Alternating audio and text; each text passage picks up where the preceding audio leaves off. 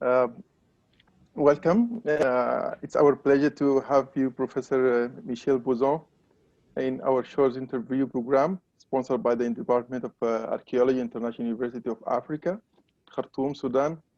Welcome, Professor Michele. Thank you. Dr. Michele Bozun is a professor of anthropology at Purdue University with a focus in bioarchaeology. She is co-director of the Tumbus archaeological project in Sudan. She earned her PhD in 2004 at the University of California, Santa Barbara.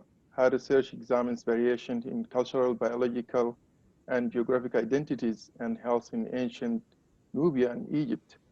Much of her research has focused on understanding the processes of change and consequences of contact between people who inhabited the ancient Nile River Valley during the governmental alterations of the New Kingdom Egyptian occupation of Nubia in 1530 to 1070 BC through the later Nubian Nabatean rule of Egypt, 750 to 650 BC. Her research is funded by the National Science Foundation and National Geographic Society Committee for Research and Exploration. Her work has been published in top venues and garners extensive public interest. Professor Michele, with your impressive research since you were a student in Sudan in 2002 and contribution to the history of Sudan as a bioarchaeologist, how Professor Bozun see the daily life and activities look like in ancient Nubia? So I will start my slideshow right now. Let me know if this is visible for you. Is that okay? Yep, I can see it. That? Yeah, very clear. I can see you. Just, okay. So thank you very much for the introduction. I'm happy to be here today and speak to the students about bioarchaeology. This is the specialty that I learned in school and have practiced for the last few decades as a researcher in Sudan.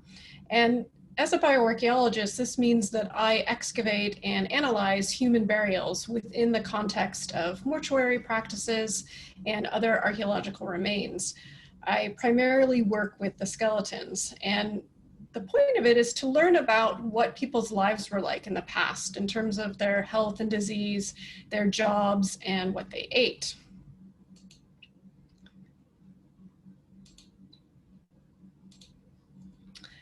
It is very uncommon to be able to determine the cause of death for a person from their skeleton. However, we can learn quite a lot about what they experienced during life. And I'll provide some examples from the skeletons that I examined from the Kerma capital of Kush and from the site of Tombos, where I've worked for a couple of decades. This site started as a New Kingdom Egyptian colony, continued long after the Egyptian Empire was no longer in power. And you'll see this diagram here a few times as I point out different parts of the skeleton and what we can learn from it.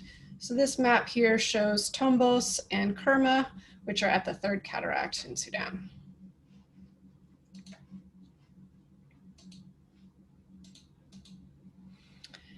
Using various parts of the skeleton, we can, for example, with what's in the red box here, determine the approximate age of death of a person. For children, bones and teeth develop at a rate that can be measured. For adults, we look at your joints as well as the wear in your teeth to indicate age.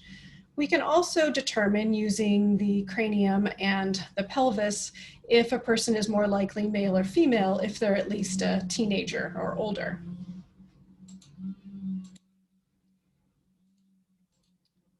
For instance, if you look at the pelvis, you can see that the shape of the male and the female pelvis is different because women give birth to children, so the shape is slightly different, and we use that to determine if somebody is male or female.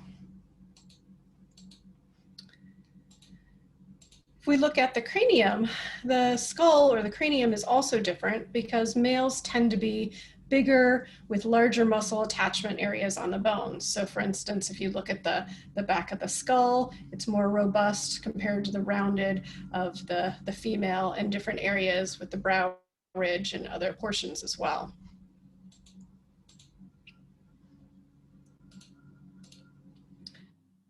We can also document physical activities such as traumatic injuries or signs of heavy workload. You can see fractures in bones and wear on the joints.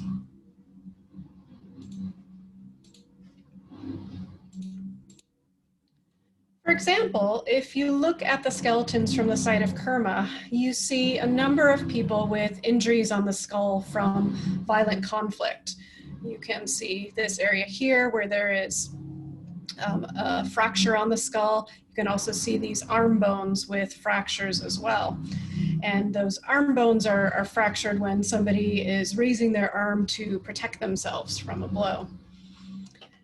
In contrast, at the Tombos Cemetery, we don't see very many violent injuries. It seemed like the people who were living at Tombos lived together in a more peaceful community.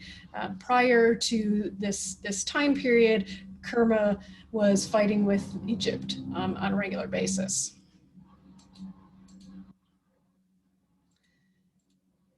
Heavy physical labor on a daily basis can result in wear on the bones and changes in the joints, as well as where muscles attach to the bones.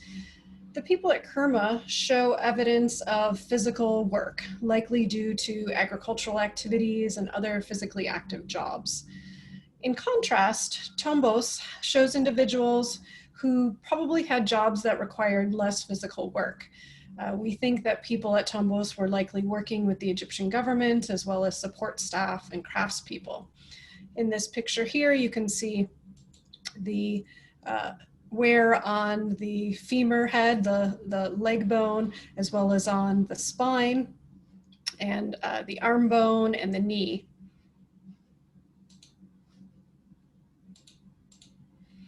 We can also learn about overall health. So something like if somebody suffered from infectious disease or didn't have proper nutrition.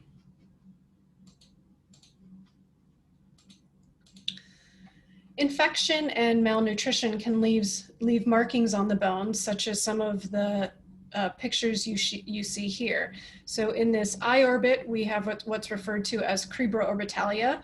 These are holes that develop in the orbit of your eye. We can see markings that come from lesions that develop when you have an infectious disease.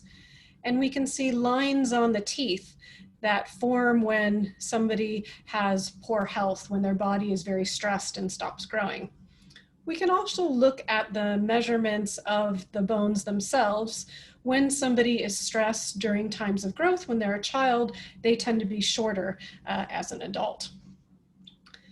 In looking at the skeletons buried in the large tumuli at Kerma, we see people with very similar levels of health. There are individuals buried in what has been referred to as sacrifice corridors in those tumulus burials, but their health is generally similar to the people in the other areas as well. At Tombos, we see very high levels of health and people living to old age.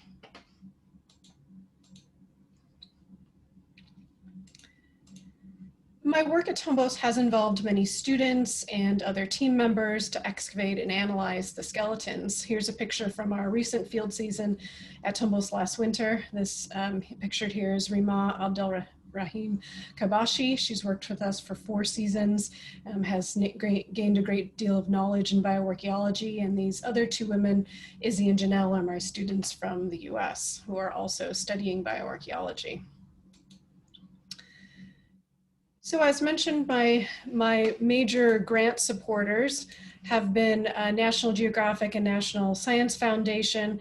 And this is our team from last season. We had a great season and we're looking forward to going back, hopefully before too long.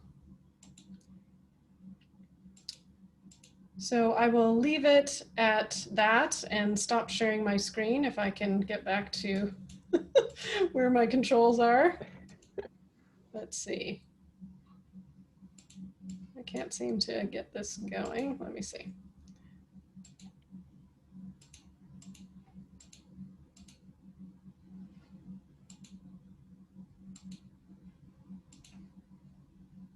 Oh, there we go. Okay. Sorry about that. Okay. Even though I use Zoom all the time, we still have trouble. Thank you very much.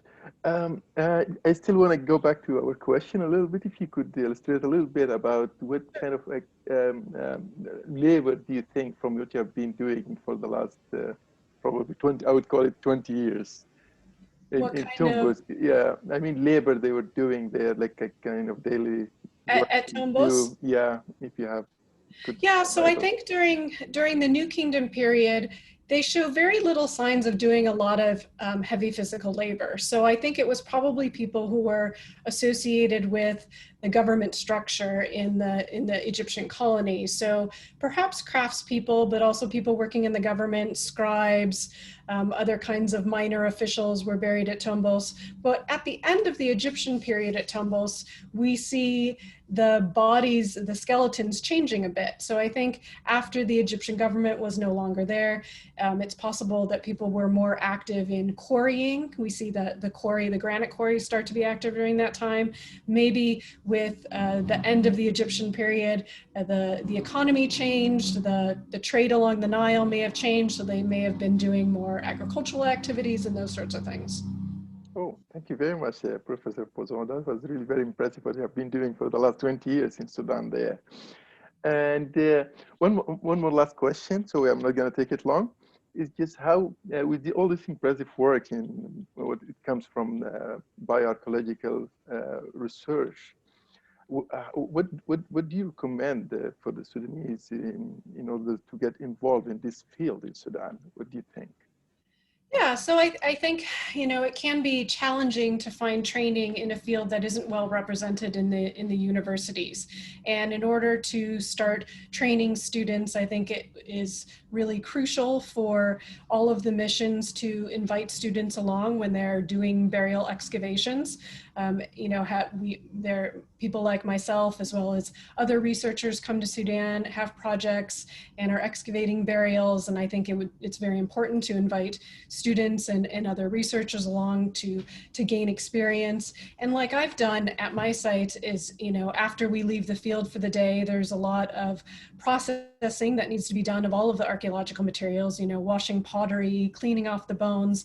Those are also things that can be great learning experiences for students. So helping to clean off the bones, organize them, do an inventory, do some preliminary analysis while the material is still all there. And those of us who have knowledge in bioarchaeology can share what we see on them. And then as they're packed up and curated and kept in various places, they can be used for workshops. So I think it'd be a great idea for missions to give workshops on what they found during the season, especially if there's different kinds of pathological conditions, those sorts of things. And, I've been working with individuals to try to come up with new opportunities for experience as well as educational opportunities. So I think it would be great to see some of the universities like yours become more interested in having somebody who's trained in bioarchaeology to teach some classes.